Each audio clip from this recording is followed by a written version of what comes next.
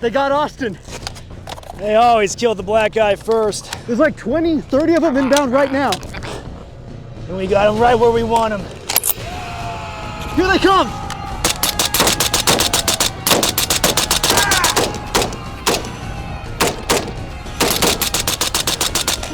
We got a rendezvous back at Fort Haley. Regroup with the others. It doesn't matter. We're out of time. What? You need to go back. You need to warn us. Warn all of us. Admin, we can't. The timelines, you don't know what'll happen. We can change the future. Okay. I will. I gotta warn you though, Espo. I was a different man in 2020. You gotta show him the way. You gotta show him what he would become.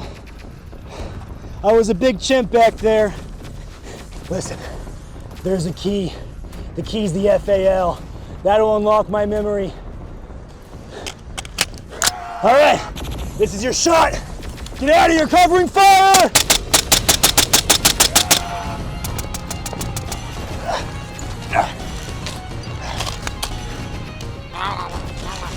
Yeah.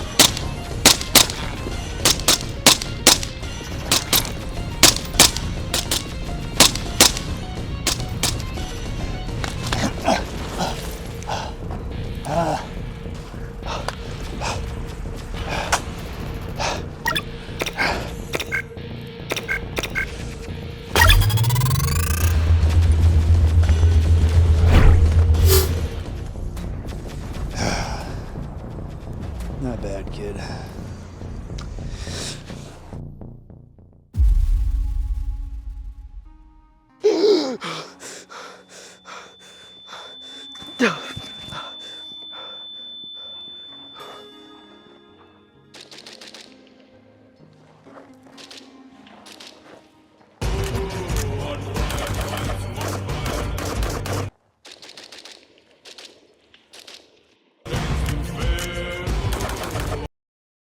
Ready. Gentlemen, I know you're on the toilet drinking your coffee, eating your beer. Make sure you hit that like and subscribe button. It does mean a bunch when you do. It helps us fight the algorithm gods of which are oppressive and Oh, shoot. Lording. I'm sorry, dude. I was not recording. What do you mean you weren't recording? I wasn't recording. It's all right, dude. I don't think this channel's ever gonna take off. I'll probably just do like some music B-roll over it or something. Okay. So we can like fix it in post and then. Hey, yeah. hey! Who's this guy? Hey, I have no clue. Think he's a brass harvester? Yeah, it looks like one of them brass harvesters. Yeah, dude. We don't have any brass. We don't have, go away. Admin! Who's admin? All right, if we have to murder this dude, we gotta get our story straight. So if anything happens, he was reaching for a gun. Admin, what's up, man? Who the hell are you? What year is it? Wait, do you have a COVID mask on you? Are you gay? What year is it? It's 2020. You're executive outcomes right now, aren't you? How'd you know that? It's the Blood Diamond Car 15? Yeah? You must be filming it. Buddy, you taking a piss with me? You have a picture of Jennifer Connelly on you right now? How'd you know that? Because I'm from the future. Future? I know you're executive outcomes right now, but I know you as administrative results. Administrative results. It's a dark future. A grim future. They've taken over completely. The cardboard targets, they got tired of being killed on the flat range and they rose up against us. They started killing Guntubers. Jerry Michalik was the first to go. He was stormed by 7 of them and he only had a revolver. Is this guy monologuing? Are you monologuing at me? What do you want? I mean, a little bit, but. Look, it doesn't matter. They're coming and I need to get you to the future to help you and me kill the cardboard guys. Oh my God, you have about 30 seconds before I murder you. I need you to get the hell off my range. Take the FAL. Here.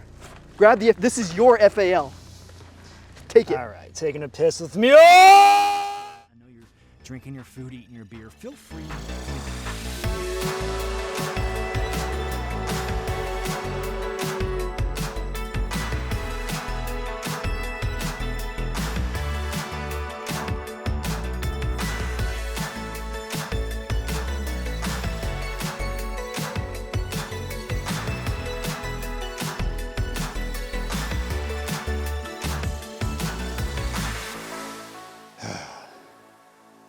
Not bad, kid.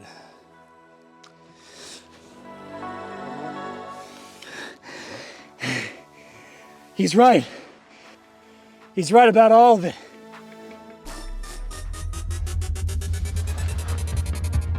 They're coming. Give me the FAL.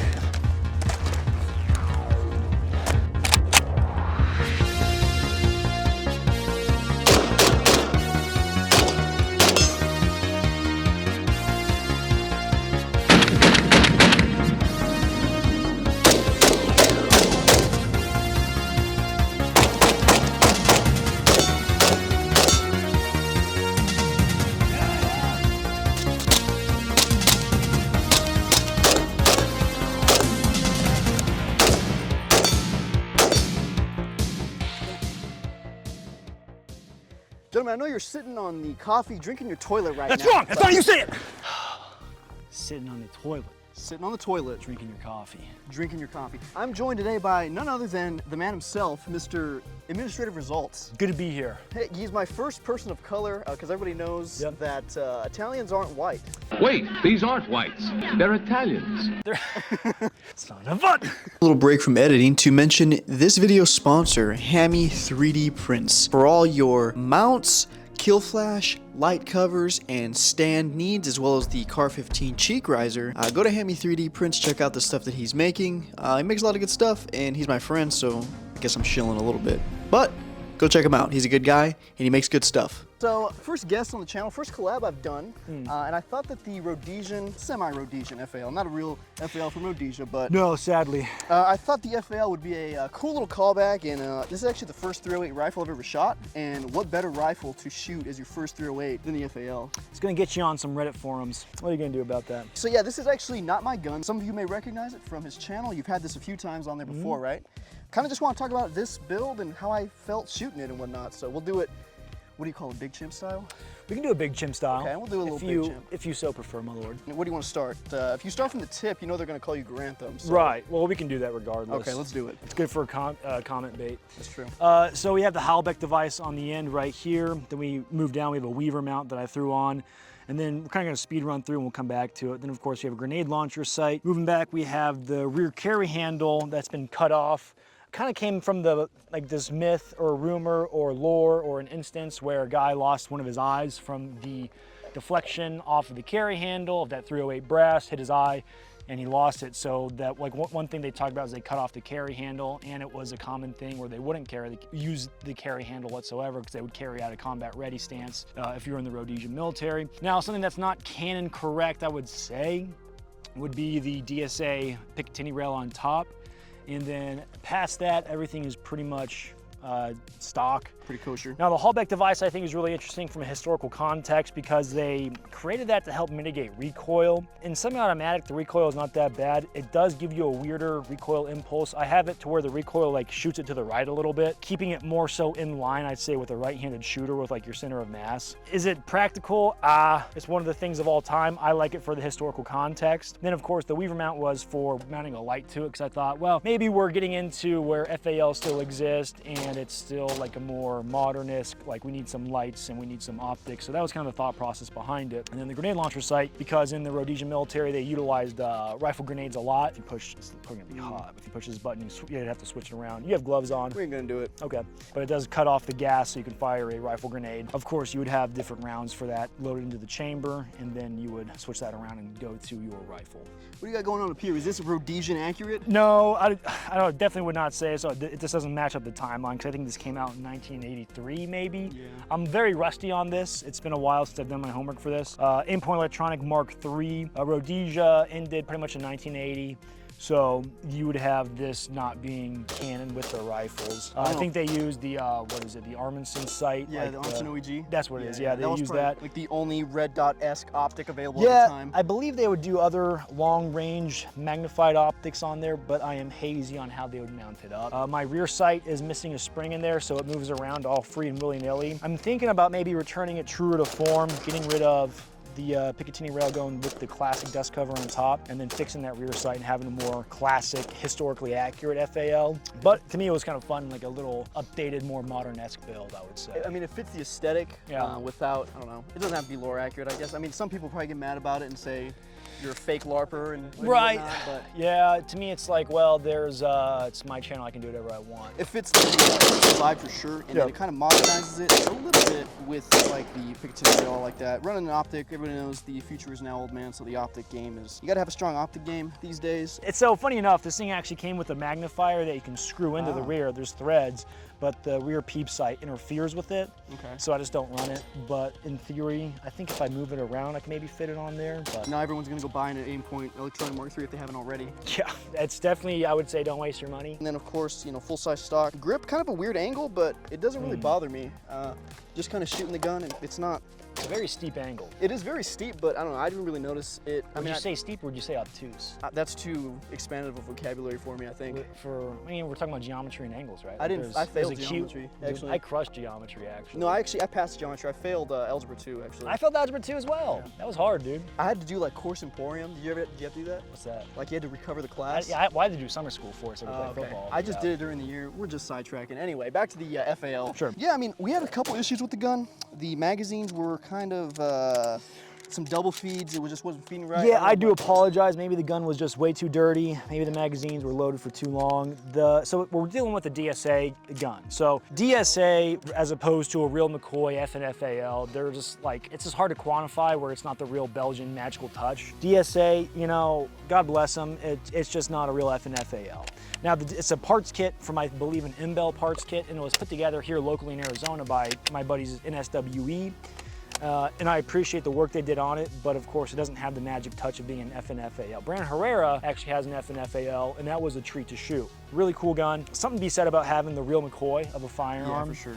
I mean, the FNFAL, I feel like would be a much better, well, obvious better gun to run, and it makes sense why they used them so heavily in the conflicts and around the world. I mean, it's like this or the HK-G3 as far as Cold War battle rifles are concerned. We did have the M14 for a little bit, but how quickly it got phased out compared to these other guns. Wasn't this in the running to replace what was a T-44 at the time, the M14? Yeah, there was a choice. The U.S. military had an option at one point to actually adopt this, and they just didn't because of... I believe there in that trials it was called the T-48, if I could recall correctly, and it was going against the T-44, which would become the M14, like you said. Okay. Yeah, one of the options is a different variant of the FAL that we know today, or what would become the more popular FAL, from, if I can recall correctly. I would say there was something to having like a homegrown gun. Maybe a lot of the leadership at the time saw like how close it looked like the M1 Garand that was stacking bodies during World War II in Korea, and they're like, all right, well, let's get the M14. That looks a little bit more homegrown. We don't want the like Europeans. We bailed those guys out. We're we don't America. Want that. We don't do that. So I could see if they wanted to go that train of thought, it would have been an interesting world. I think they would have phased out the FAL regardless for the M16, just seeing how Vietnam went. We all know that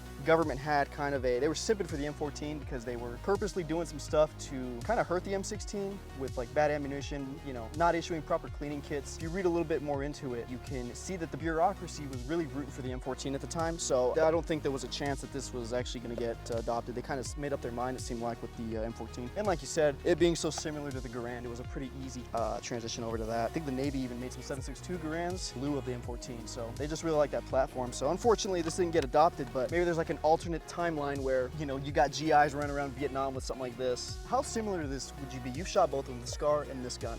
I always think of the Scar as this gun's older brother, but would you say that that's accurate? I mean, you would probably reverse it to where the Scar is that guy's younger brother.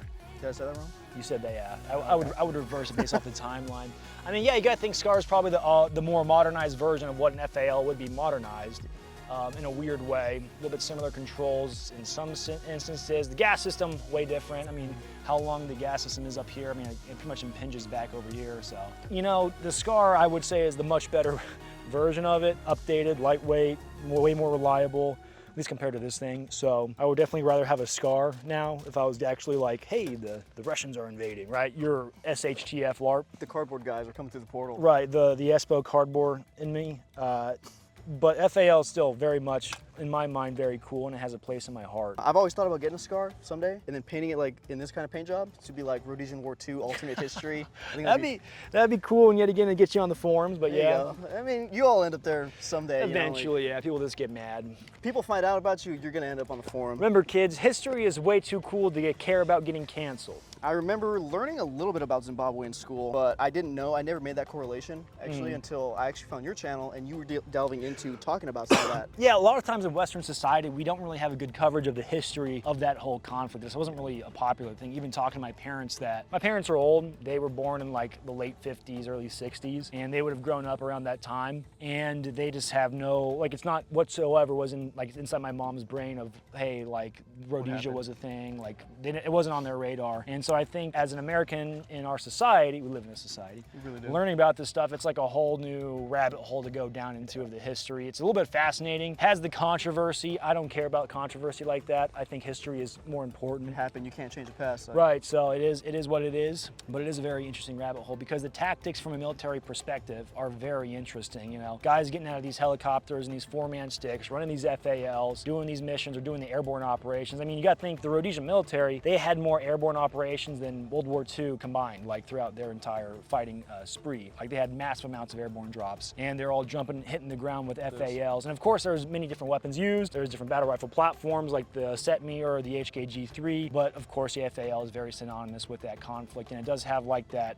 image of being the right arm of the free world, fighting communism wherever it does pop up. So where does this rank for you? Because like I said, this is the first battle rifle I've ever actually, well, the Garand if you count that, but how does this rank among your favorite battle rifles? Like, where would you rank this? I would rank it below the HK91 that I have, above the M14 that I have. Okay. My Scar, for practicality, is probably my favorite right now. And then I have a AR-10 that needs some work. It doesn't need some work. I'm gonna do a video on it, but we're gonna see how that does. Because I would love to have a legit AR-10. Like the old school one? Like with the carry yes, handle? yeah. Okay. I would love to have one of those and try that out to kind of round out the image, because that was one of the things that never came to be. Like the Portuguese used the AR-10, but you know, I would like to have a little bit more time with it. Such is life. Well, thanks for having me on, man. Or mate, I guess you're on my channel. Yeah, try again. Thanks for having me out to the desert so I could shoot your gun. I appreciate it. It's been a blast. So. I apologize about the malfunctions you did had. I did. It seems like the classic thing when you bring a friend out and then your gun just doesn't work. So Just it's be like that iconic. sometimes. I do appreciate having me on, man. I enjoy your stuff, dude. If you don't know him, which you know who he is, so what are you doing? Thank you. Administrative results. Where can they find you? There, administrative results. Actually, I don't want you. So I figure we should probably cover briefly the gas system. It's an adjustable up here. Now, one thing I did is I would make sure I have a wrench on here, even though my blue tape is coming loose. In case I dropped it, I could find it easier. So you have your wrench attached to your kit was my thought process, and then you can quickly adjust. We were running different variations of ammo. I found that the M80 ball, it was probably, last time I was shooting it was probably gassed M80 ball, and that's what did the best when we were shooting today, or over the course of days that we've been filming. Besides that, typically the gun has run pretty well for me, except when you bring a friend out, it doesn't run. But I like the idea of having the adjustment on you for if you need to. I'm gonna steal this. If I ever get an FAL in this rig, I'm gonna steal this idea and have that little thing in there. Yeah, I mean, it's one of those things where it's like if your life may depend on having a good gas setting, might as well have it readily available. No, what was the ammo we started shooting this thing with?